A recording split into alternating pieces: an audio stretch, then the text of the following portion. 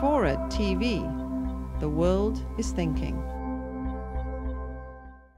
Quote, judged by the highest goal he set for himself, Reagan was not successful. It cannot be said that Reagan in any fundamental way dismantled or even scaled back the administrative state created by FDR, close quote.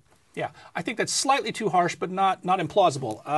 I think government would have grown a lot more if Jimmy Carter had a second term. I mean, Carter's own budget projections showed very rapid growth in spending and taxes, which did not happen under Reagan. Here's the important story, I think, about Reagan today, looking back on him. Both as governor in his second term in California and in his second term in Washington, he understood that even though I've been able to hold the line to some degree of success in all these areas, there's no guarantee that people after me, presidents after me, will do so. In California, he proposed Prop 1, which was a tax and spending limitation initiative. Would that had been enacted. Exactly, right. And in his second term, starting in 1987, you may have written some of the speeches or certainly read them, he started advocating repeatedly his Taxpayers' Bill of Rights. Yes. It was a suite of 5 constitutional amendments. 2 were old standbys, balanced budget amendment and line item veto for the president. But the other 3 were interesting. One was a 2/3 vote for any tax increase by Congress. One was a spending limitation of some kind. You know, the government can spend only so much of national income.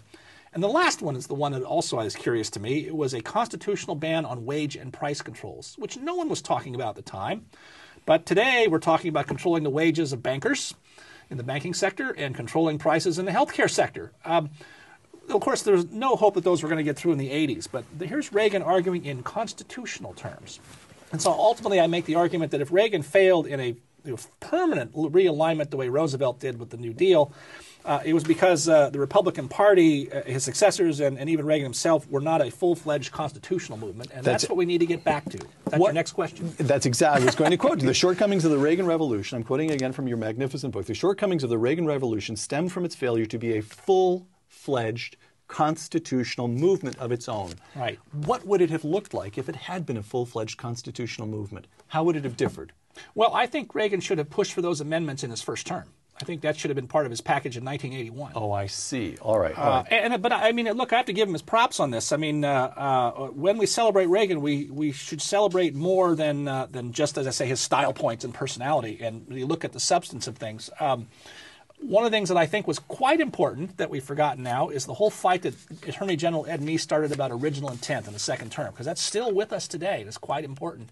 People thought that was a dead and gone subject, and they revived it. And as I say, it's still important today in these judicial confirmations and our legal arguments. Right. Again, this constitutional point, I'm quoting you, one of the great shortcomings of conservative political leadership since Reagan is the near total absence of any serious, broad-gauge constitutional argument, close quote. Today, what would that constitutional argument look like?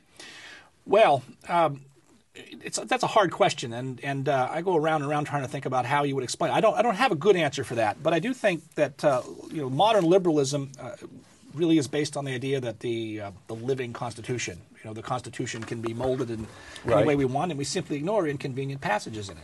So I think the first order of business is conservatives need to say that liberalism undermines constitutionalism and therefore undermines free government. So you got to push back on what is the core of their view, and then you have to make hard arguments that require learning about the subtlety of the framers' design for things. We saw in Reagan and the Iran-Contra catastrophe, really. And then also we saw under George W. Bush these arguments about executive power in connection with foreign policy. Those are constitutional arguments. The Constitution is ambiguous about some of these things. It's not black and white. But that's where you need to be making serious arguments about how a government ought to run and how executives ought to proceed and what their powers should be. Those kind of debates are edifying and help clarify the public mind. Right.